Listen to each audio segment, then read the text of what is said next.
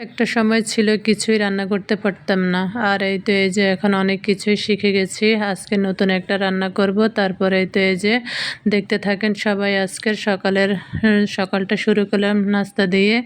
এই যে সুজির হালুয়া, পরোটা, তারপরে সাথে ডিম আমলেট, বাদাম, টক দই আর ১ গ্লাস ইসবগুল বসেছিল। এগুলো খেয়ে দিয়ে তারপরে ইলিশ মাছ নামিয়ে নিলাম। নামিয়ে নিয়ে ইলিশ মাছটাকে মেখে ম্যারিনেট করে রাখলাম। আজকে ইলিশ পোলাও রান্না করব। তারপরে এই তো এই যে ইলিশ মাছটাকে ভালো করে রান্না করে নিয়ে নিলাম।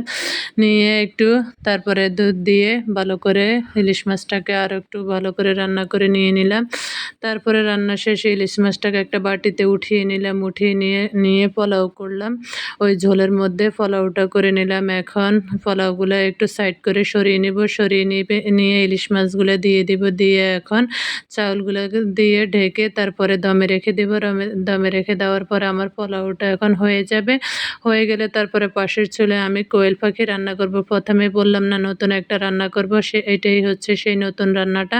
এখন কোয়েল পাখির রোস্টটা করব। মশলাটাকে কষিয়ে নিচ্ছি। কষিয়ে নিয়ে তারপরে হচ্ছে কোয়েল পাখিটা দিয়ে দিলাম। কোয়েল পাখিটা কিন্তু আমি আগে একটু হালকা তেলে ভেজে নিয়েছিলাম।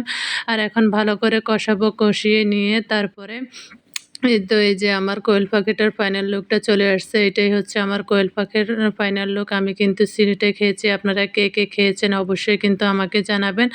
আর এই তো এই যে এখন টেবিলে পরিবেশন করে নিলাম কোয়েল পাখির রোস্ট আর ইলিশ পোলাও, সাথে ছিল সালাদ। আর কি লাগে বলেন?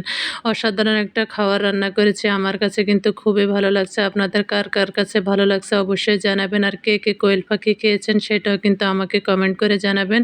সবাই ভালো থাকবেন, সুস্থ থাকবেন। খোদা হাফেজ।